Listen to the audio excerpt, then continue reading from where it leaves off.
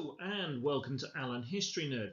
In this video I'm looking at another element of UK politics, in particular the power of the Prime Minister and the Cabinet.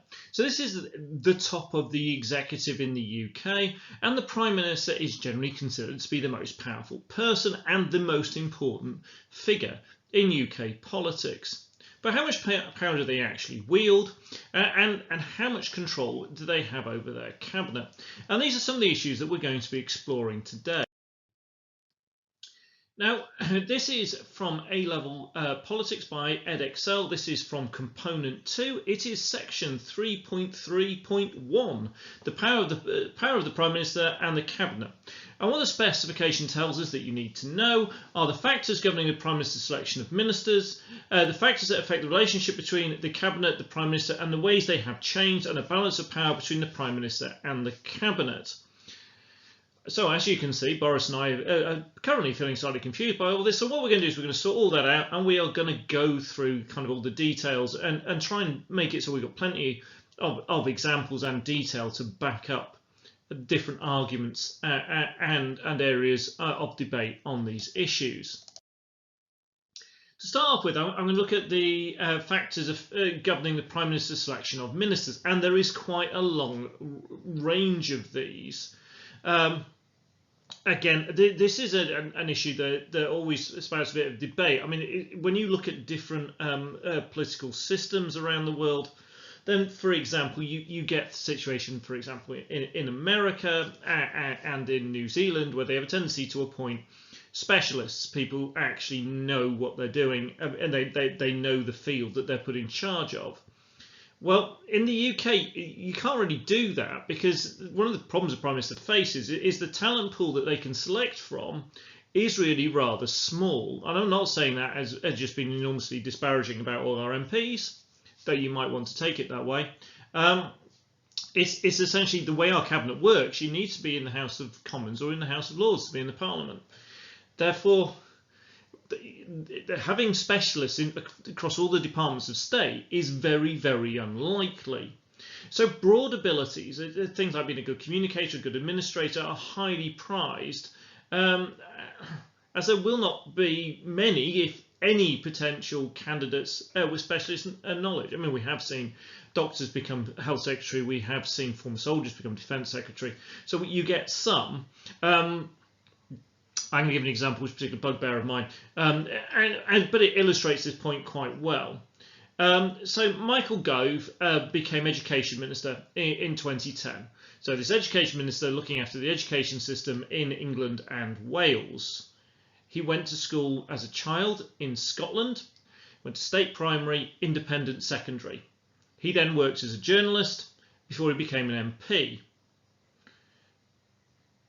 So he had literally no experience of the English state education system, literally none, other than he went to university in England, so he went to Oxford, I think it was.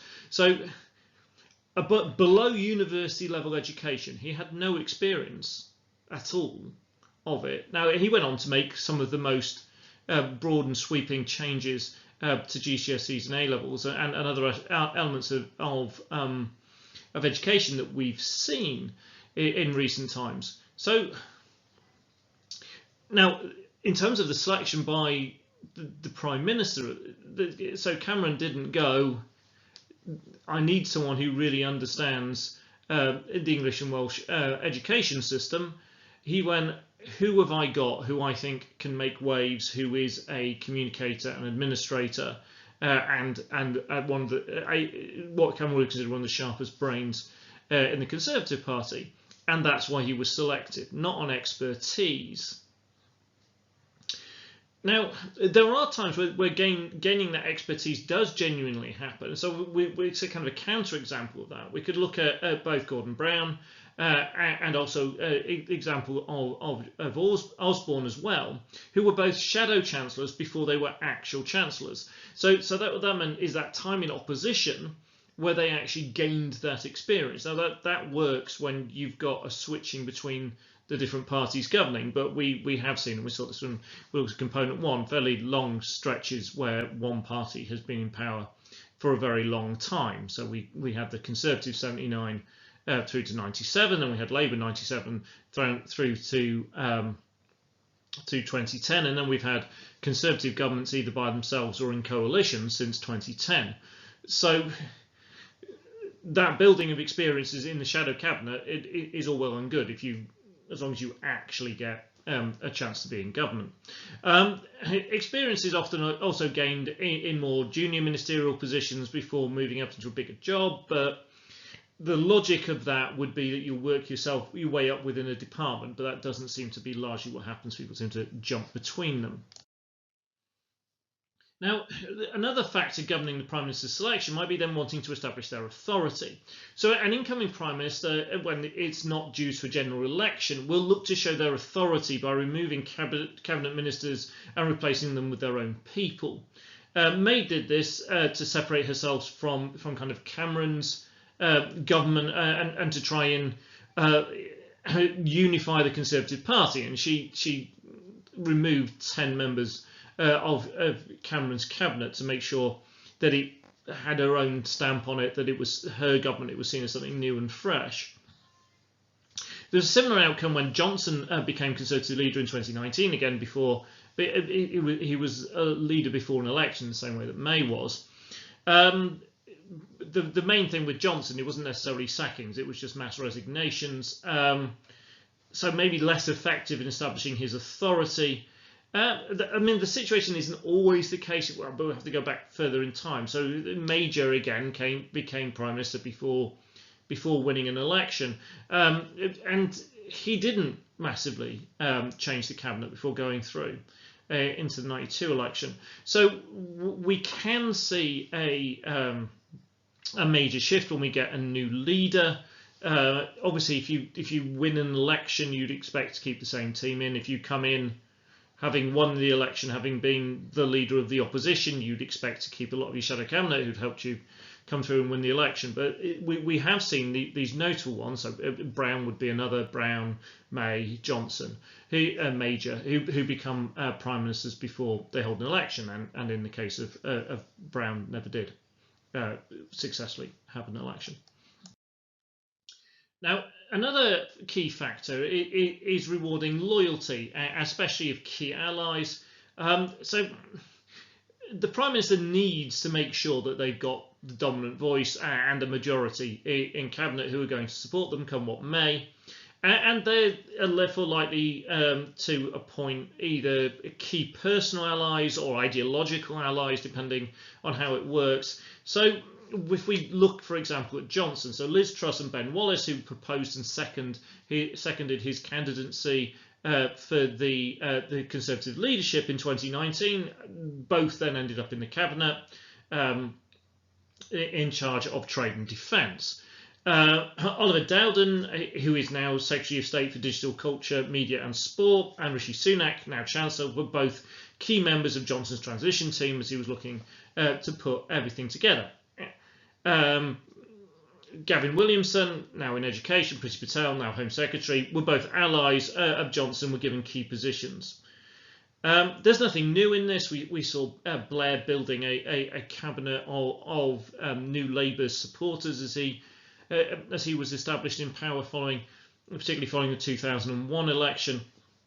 So it makes sense for a Prime Minister to select their allies. Now, there are some potential pitfalls of this. So if you've got all your allies in there and you haven't got any of those different factions, those who oppose you within your cabinet, then they might be more dangerous on the back benches. So this is why they also look at conciliating potential rivals. Often following a leadership race, many of the losers, in inverted commas, it may be offered positions in the cabinet. So Gove, Hancock, Javid, Esther McKay, Dominic Raab, Andrea Leadsom all ran against Johnson in the Conservative leadership race. All were in his first cabinet. Some are still there, some aren't.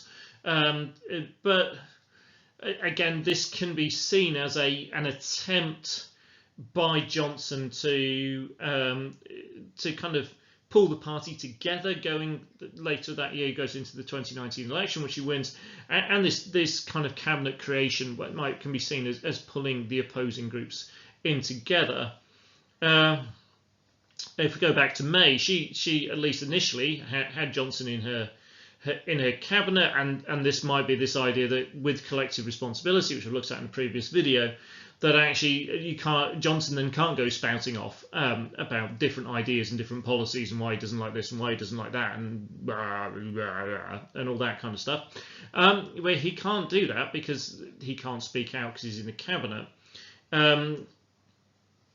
Blair's key rival famously was Brown, who was just next door as Chancellor.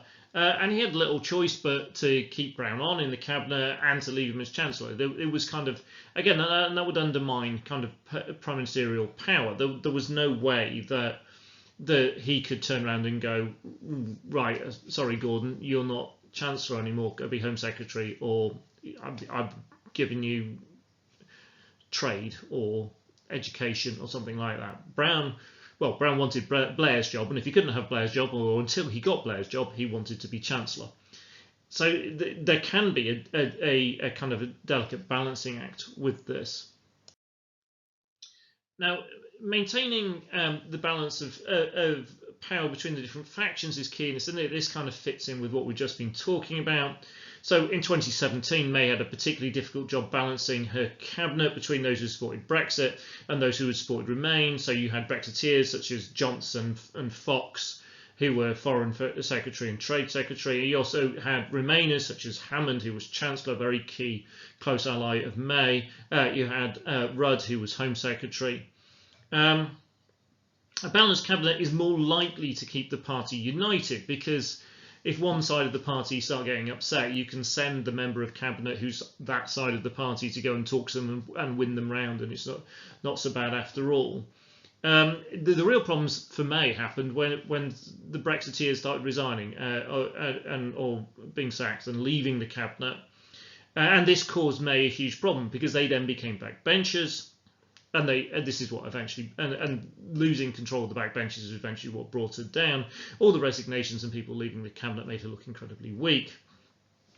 And this is old saying that you should keep your friends close and your enemies closer, and that seems to be a big bit of this when it comes to balancing factions and worrying about potential rivals. Now, another thing that should be considered, or is considered often by a prime minister when they're making a selection of their minister, is diversity. Now, how big a role this plays, we're not 100% sure, because no prime minister is ever going to come out and go, I've appointed X because of their ethnicity or their gender. So you're not going to see a prime minister giving that as a stated reason. You will have prime ministers celebrating diversity they put into the cabinet. You will see the media particularly hammering prime ministers who don't. And so our first guilty man at the top here is John Major. And I don't know whether this was a conscious decision or not, but in 1990 he formed an all-male cabinet, which looks really bad. Since that point onwards, there has been a clear effort by prime ministers from both parties to ensure better gender balance in the cabinets. We've seen a larger number of women holding key ministerial positions over more recent years. A good example of this is 3 of the last 4 Home Secretaries have been female, really kind of top position of state. This doesn't alter the fact that women are still grossly underrepresented in Parliament, and therefore are also underrepresented in cabinet. And again, that goes back to a lot of the stuff that we've done in Unit 1 and Component 1. And always remember, when you're doing Component 2 questions, Component 2 answers, you should be making synoptic links back to stuff that you did in Component 1. Now, cabinets in recent times have also shown greater ethnic diversity, partly reflecting the country as the country's become more ethnically diverse. And in 2019, Johnson actually formed the most racially diverse cabinet in UK history. This includes Sajid Javid, Rishi Sunak, Priti Patel, Alok Sharma, James Cleverly, Kwasi Kwarteng, And again, the statisticians looked at this and said, well, actually 18% of the cabinet are from ethnic minority backgrounds, which is actually more diverse than the UK population as a whole, where the number is 14%.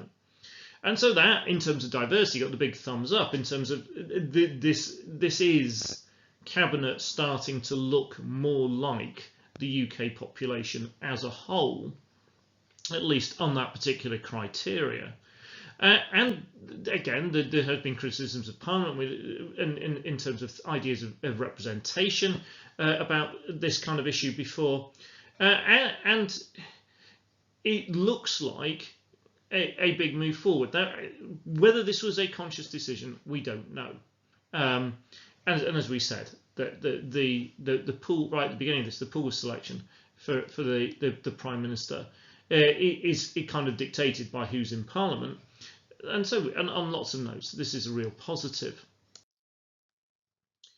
Now, the next bit we're going to look at is the factors that affect the relationship between the cabinet and the Prime Minister. And there's again on these, there's a whole range of these as well. Now, first of all, we've got the skills of the Prime Minister themselves. Are they good at managing the cabinet? Are they good at choosing the correct appointments, acting to remove poor performers? So someone they leave in post who's not very good can do an awful lot of damage to the government. It might be they're not very good. It might be that they particularly have got the media on their back. It can be a whole range of different things. A good management might be using reshuffles to inject fresh blood into the cabinet. Again, if you're in government for a long period of time and the cabinet remains the same, yes, that's good for stability, but it can get a bit staid and kind of stifle new ideas.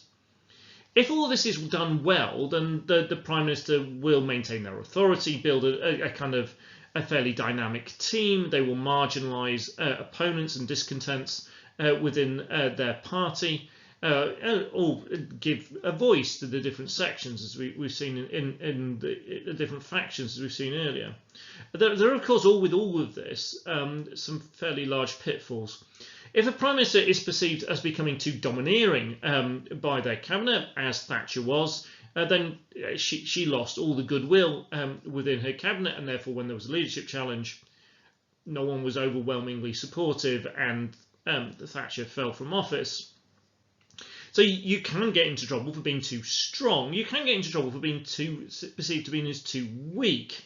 And so we see this with May in 2019, where essentially the view was that May wasn't strong enough to hold the party together and to lead the country going through the whole Brexit issue, and she then was hounded out.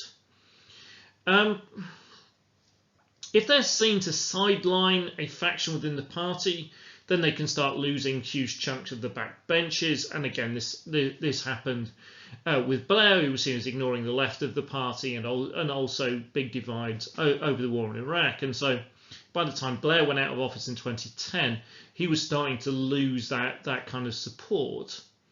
Some prime ministers are just obsessed with the fear of party rivals and the interior politics of all of that, and how to undermine their potential rivals or keep them quiet, or where to put them to stop them becoming a challenge. One of the best examples of this, is a slightly older one, is Harold Wilson, who through all kind of accounts was completely paranoid through most of his time in office about who else in the leading members of the party were after his job, rather than fully concentrating on what was best in terms of appointments for going to bring about the best outcomes. Another key area is well, how good a job does the Prime Minister do at setting the agenda? Well, there's some real powers that the Prime Minister has here that should make this fairly straightforward. So they are the chair of cabinet meetings, and it is them that decides what is discussed and what is not. They dictate the length and format of discussions, whether there is a formal vote, which is actually quite rare. They sum up the discussions at the end. I'm sure, again, as you go through life, you may well find yourself having been in a meeting and then seeing the summary of what was decided and said in that meeting afterwards and go, that's not how I remember that. But if you're the chair, you control that bit that comes out at the end. Ministers like to focus on issues in their own department and otherwise follow consensus. So they're likely, again, it's a big job being given control of a huge department. And so in a cabinet meeting, if it's not something that completely fits with what you are doing and what you're concentrating on, and you're told we're doing this, the chances are that you're going to go along with it. Remember, not only setting the agenda in these meetings, they've also put the people in the position who are there, and therefore what we get, again, cabinet meetings are supposed to be secret, but the stuff that we've got over the years suggests that it's not unusual for a particular cabinet to be dominated by a few big voices. That might be the Prime Minister and then a couple of other dominant figures. The number of leaks actually during Johnson's time as Prime Minister suggests that not all are happy with the agenda or the decisions that are being made, and this is normally a big telltale sign of a cabinet that isn't quite as unified as it might appear publicly, is if there's lots of kind of briefings and leaking going on. So that might start to undermine the Prime Minister's ability to set the agenda. And we saw this over some issues with lockdown and things like that, where actually events got away from Johnson because someone in his cabinet or someone who had access to the details from that cabinet meeting had decided to share it with the world.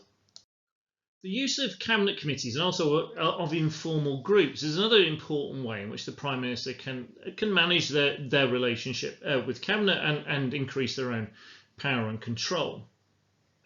So often decisions aren't made around that great big table with all of cabinet there. Normally the real proper decisions will be made in smaller cabinet committees, and they will then be ratified by the whole cabinet. Well, someone from the cabinet committee, probably the chair of that committee, will say, we talked about this, we've decided this, is everybody okay with that? And that is normally how it will work.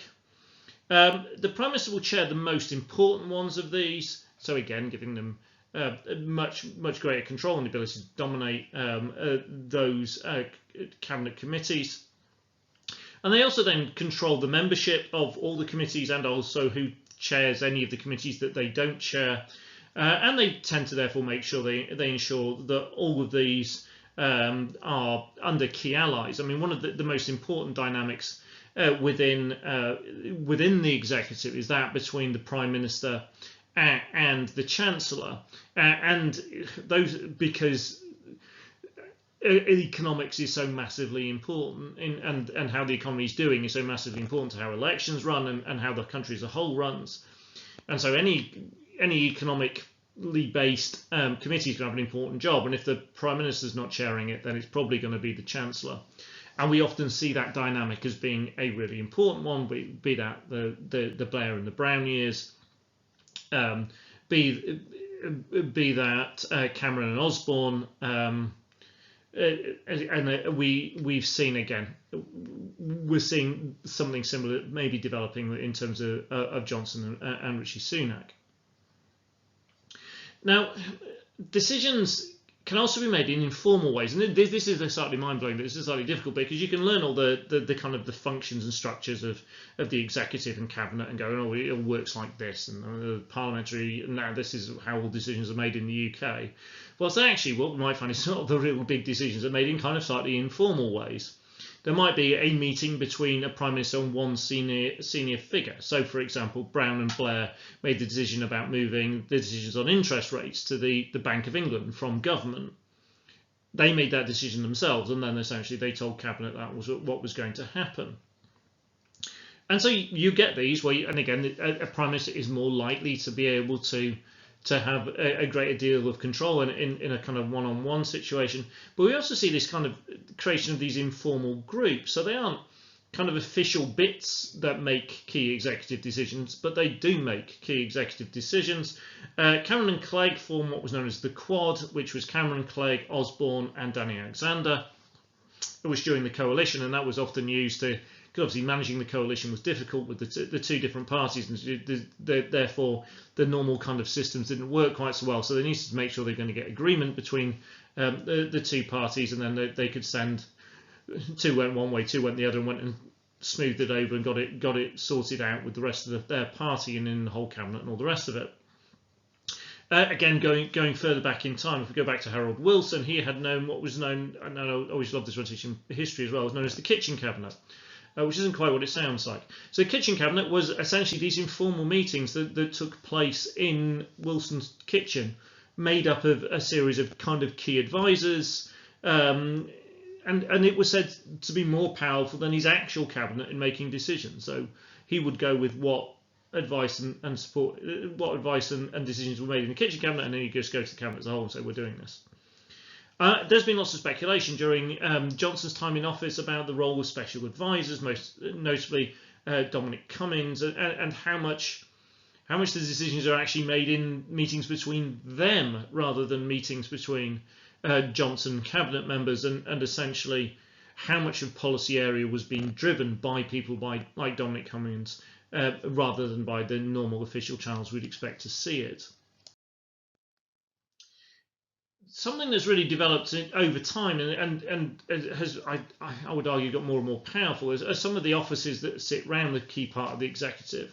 So the Prime Minister doesn't really have a kind of a huge amount of department stuff behind him, but the Prime Minister's office has grown, and so has the Cabinet Office.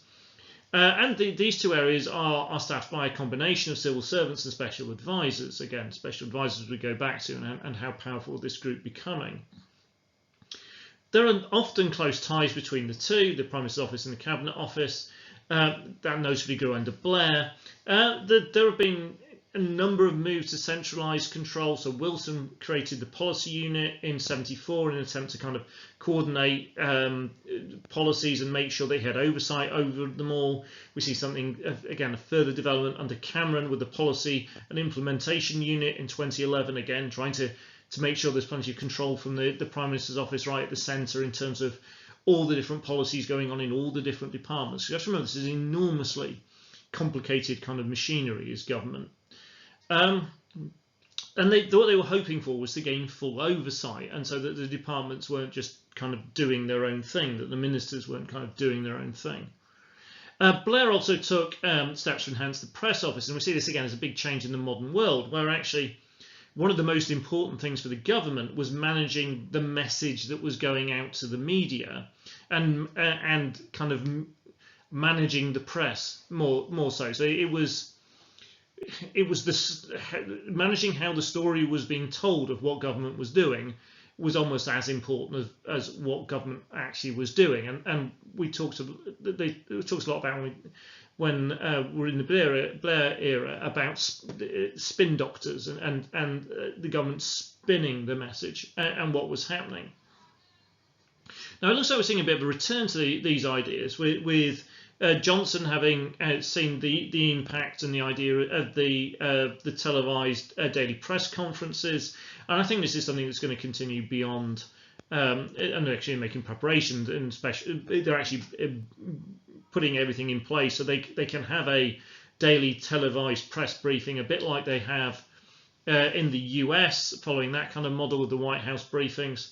And again, this will help Johnson control the message, because this is all going to come out of his office and people, either himself or his press people or other people he puts forward, who are going to be delivering that message. And that again echoes of the idea of the spin doctor era under Blair, and the importance of increasing importance of the interactive between the executive and the media. The political and economic situation can also have a massive impact on the relationship between the Prime Minister and Cabinet.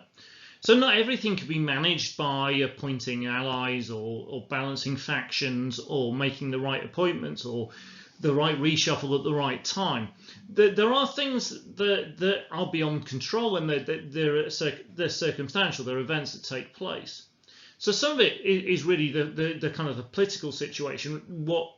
What is your parliamentary arithmetic? Are you a majority government with a big majority? Have you got a slim majority? Are you a minority government? Are you in coalition? and all of those things are going to massively impact on your relationship with your cabinet if you're Prime Minister. There are also going to be major kind of events, world events, national events that take place, which are going to alter that dynamic and cause either positive things or negative things in terms of a Prime Minister's control. So what I'm going to look at some examples of this. So if we start 1982, so Thatcher had been Prime Minister since 79, and again, not everything was smooth, and there wasn't kind of an absolute control that she had possibly at this point. And then we get the Falklands War, and the Falklands War changed a lot of people's attitudes towards Thatcher, and again showing her strength as a leader, and this shift kind of gave her a greater authority with her cabinet. In 97, where Blair had just won this massive majority, this gave him a real command or dominance over his cabinet and Parliament as well, but particularly over his cabinet, because what we've got with this is we've had a party that's been in opposition since 1979, and now they've got this overwhelming majority, and Blair is the kind of the smiling face that has brought this about, and so this allows him to kind of turn to cabinet and go, we're going to do this. This is why we've got elected. This is why I've got this mandate. Now, things aren't always going to go well. So, for example, 2008-2009, Brown had taken over in 2007 from Blair. He was facing calls for an election. He didn't call an election. Again, so he was a prime minister who hadn't been elected, and this caused him difficulties. And then the financial crisis of 2008 hit, further causing kind of a nightmare. He couldn't really hide from these issues because he'd been chancellor before he'd been prime minister. Therefore, anything that badly affected the economy, he couldn't really avoid the scrutiny on this. Alistair Darling was chancellor. According to reports, Brown wanted to replace him with Ed Balls. Darling essentially refused to move to another post. Brown couldn't face sacking or having the Chancellor resign in the middle of the financial crisis. And so here we see the Prime Minister losing power with Cabinet because of the situation. Similar with Cameron in 2016, having led the Remain campaign and having lost in the Brexit vote, Cameron resigned, essentially stating that he didn't have the authority over his own government anymore, and so he wasn't the right person to lead Brexit negotiations, having campaigned hard against it. And again, so therefore we see a change in the dynamic between the Prime Minister and Cabinet. Similar with May, who, for reasons I still don't quite understand, called an election in 2017. That election went quite badly, so they lost. The Conservatives lost their majority. So rather than being the solution that she hoped for, where she could then demand greater authority over her cabinet and party, it undermined her control over her cabinet and party, and those ongoing divides eventually led to her fall a couple of years later. Johnson, conversely, could say that following the 2019 election, that he had a clear mandate to do what he wanted to do, and therefore the cabinet and the rest of the Conservative Party got behind him, and then therefore some of the divides over Europe, which had cost the jobs of multiple Conservative leaders over time, were seen as something of the past, and things moved on. In terms of the agenda over the last year, really, it's been really difficult for Johnson's government to set much of a political agenda because it has been so completely dominated by COVID. So it has been very much a period of reaction to what is going on, and so we've seen the use of daily briefings. We've also seen the importance of scientific and medical advice and all different things like that. So we've not seen a Johnson government able to really kind of drive an agenda on anything other than the predominant factor in everyone's life, which has been the COVID crisis.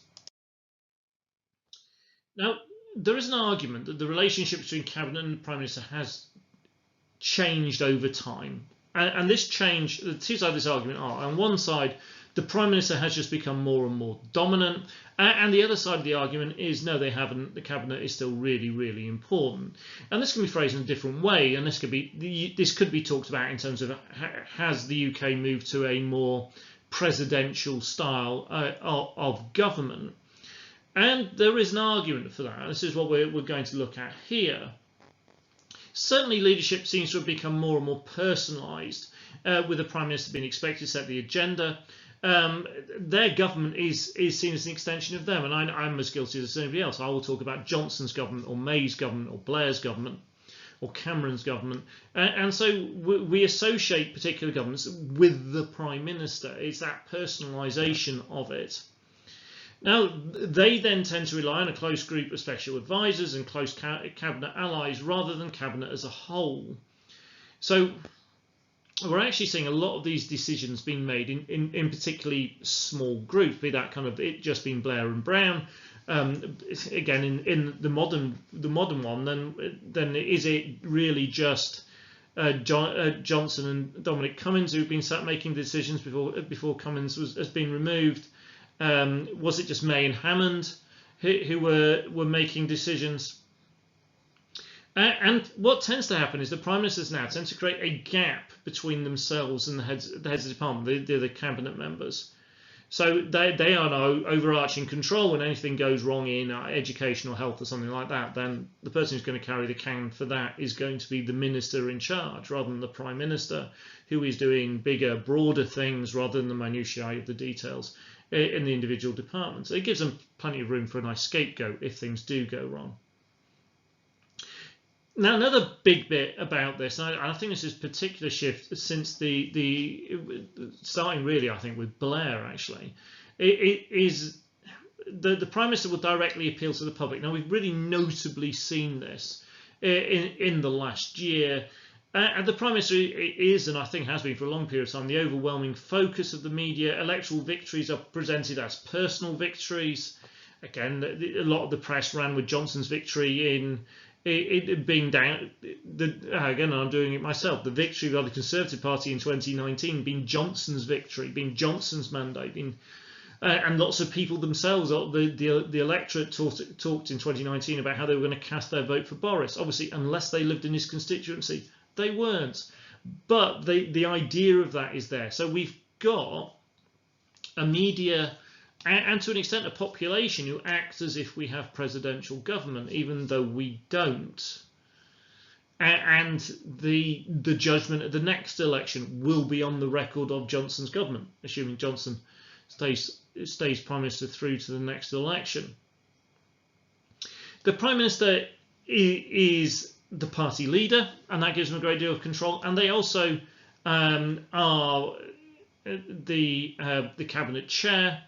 So both of these give them a great deal of political power, both within what happens in cabinet, but also what happens more broadly in terms of the direction of their party, and the backing that can give them when times are good. Not always the case, but generally speaking, having the party behind them it can kind of lead to greater dominance of the Prime Minister rather than less. So again, there was quite a strong argument that Johnson was much more popular with the grassroots of the party than he was within the parliamentary party, in particular within those who had been in cabinet with him. But ultimately, that power of the grassroots support behind him gives him greater dominance over cabinet now, because he can say, well, it's me that the public want at the head of government.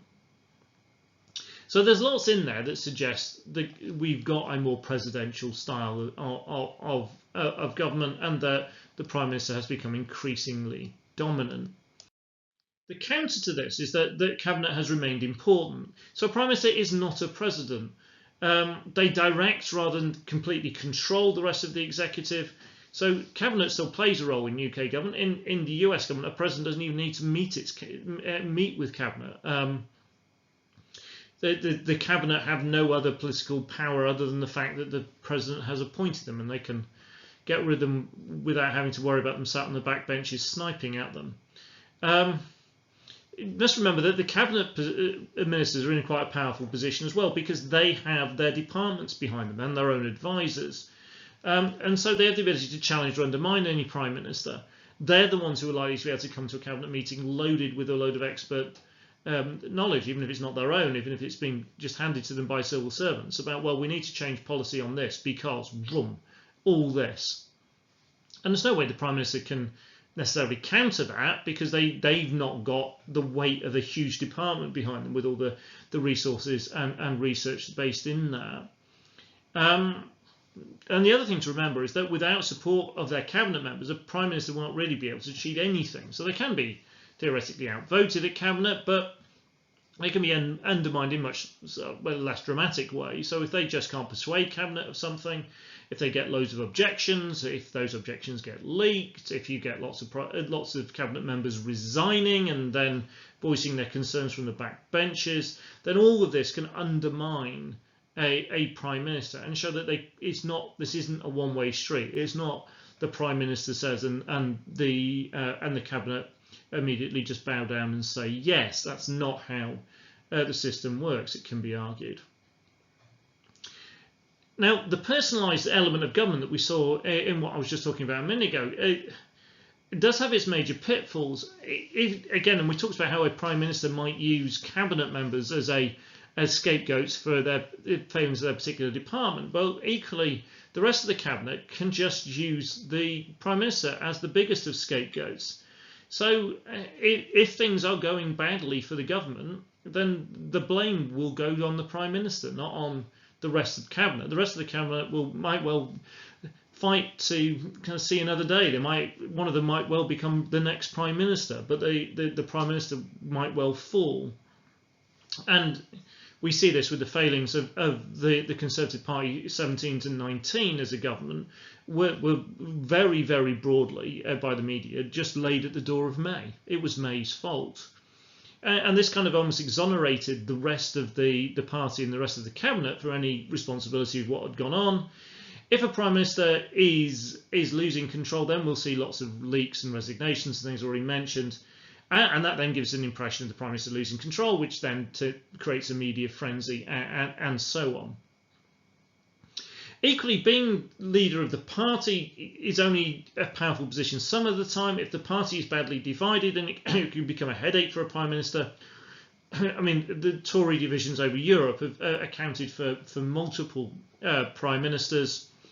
The divisions in between the left and the right in the Labour Party have accounted for the ending of times in office of Labour prime ministers and Labour leaders as well. If the Prime Minister loses public approval, then yes, they appointed everybody in cabinet and reshuffled and all those other things, but their kind of approval or support in cabinet will start to dwindle as their kind of approval ratings drop. And particularly if, this should always be remembered, is as a Prime Minister, you are appointing a group of people who will go, excellent, I have reached the level of cabinet minister. A high percentage of them are not going to be completely fulfilled by that as being their ultimate ambition, and what the job that they want is the job of the person who appointed them. And so you've got a room full of people sat around a table waiting almost for you to slip up so they can stick a knife in your back and take your job, which in a number of cases has been the kind of grim reality of it all. So they may appear to be the cabinet may all appear to be the allies and friends of the Prime Minister until it all goes wrong, and then they aren't anymore. And that can be the reality of British politics. So, what powers has the Prime Minister got, and what is this balance of power between the Prime Minister and the cabinet? Well, the Prime Minister's powers are quite broad and quite wide-reaching. So they have the ability to appoint, dismiss, or reshuffle cabinet members around, as well as control of the cabinet meetings and the membership of the cabinet committees and who chairs the cabinet committees and what gets discussed in cabinet and how much time it gets and what doesn't get any time and doesn't get talked about. So that gives them a really powerful position. They can change the shape of government. I mean, absolutely change the shape of government. They can create, disband or merge departments. They can create executive agencies, they can get rid of executive agencies, so they can alter the remit of a department and what it looks at. They are the leader of the biggest party in Parliament, and therefore they can use things like the Whip's office to make sure that the rest of the party is singing from the same hymn sheet. You've got things like collective responsibility. So if they manage to push things through cabinet, other members of the cabinet have to sing from that hymn sheet as well. They have a weekly platform in the format of Prime Minister's Question Time, and equally whenever they want to talk to the media will go and listen to them, and we've seen the growth of, I spoke about earlier, of the idea of the daily press briefings. They also have command all the leadership on big national issues, such as at times of crisis, like a global pandemic or something like that. They have a particularly important role in anything to do with foreign policy, because they're seen as the chief diplomat. So yes, we have a foreign secretary, but if there's a big meeting to be had with the US or some other major power, then it is likely to be led by the Prime Minister. Yes, we have a chancellor, but again, the direction in terms of economic policy, that needs to be approved by the Prime Minister as well. And then with the prerogative powers, then it will fall on them if there's a need for the use of the military in any way. Now, this balance of power, again, it's a balance of power. It's not absolute power by the Prime Minister. It's governed to a degree by the size of the government's majority and the individual popularity of the Prime Minister. If there's a small majority or a lack of majority and the Prime Minister is seen as unpopular, then we can see what exact things that, as they happened with May. The degree of unity or division amongst the cabinet and parliamentary party can play a big role. So again, the Prime Minister ideally wants to put themselves above the internal party squabbles and try and say that they're above that, but they can be drawn into it. The ability and personality of the individual Prime Minister can be really, really important, particularly the way they come across, particularly the reaction to them amongst the media can be really important. And also, there are going to be events outside their control. There's going to be international financial crashes. There's going to be fluctuations in the oil price. There's going to be worldwide pandemics. There's going to be conflicts elsewhere in the world. There's going to be changes of regimes in other countries. There's climate change and natural disasters and all those kind of things. Now, all of that can change what a government has to do, and it might shift focus. So you might have put someone in charge of something in particular ministry and thinking, oh, well, we don't have to worry about that too much, and then suddenly that's the focus of everything, and that person it becomes a rising star or becomes a problem, or you've got a Prime Minister who can't handle a particular situation. So all these different things play into it. So it's quite a nuanced and complex thing, the balance of power and relationship between a Prime Minister and their cabinet. It's been a much longer one than I normally would like to on these videos. There's loads and loads of information in there. As I just said, this is a nuanced and complex area. So the relationship between a Prime Minister and their cabinet is not fixed. It varies from Prime Minister to Prime Minister, from cabinet to cabinet, from circumstance to circumstance. There is this big debate about whether we are moving to a more presidential system in the way that we perceive politics and the way that we see our leaders, even if we aren't shifting to that in terms of the structures and the way that our politics work. And definitely party leaders, in particular Prime Ministers, do increasingly dominate the political agenda and definitely the political news. So I hope that's all been helpful for you. If it has, then please hit the like thing. If you've got any comments or questions, then please ask those below, and I will try and get back to people as to the best of my ability. And if you haven't done so already and you are enjoying these videos on British politics, or maybe the ones on US politics, or maybe some of the other playlists on different bits of history, then please do subscribe. I am aiming to cover the whole of A-level politics as I teach it and supplement that with other bits, and again, similar with the history courses. So as an A-level student in particular, it might be well worth subscribing and get those notifications as more of these videos are added. Thank you very much for watching.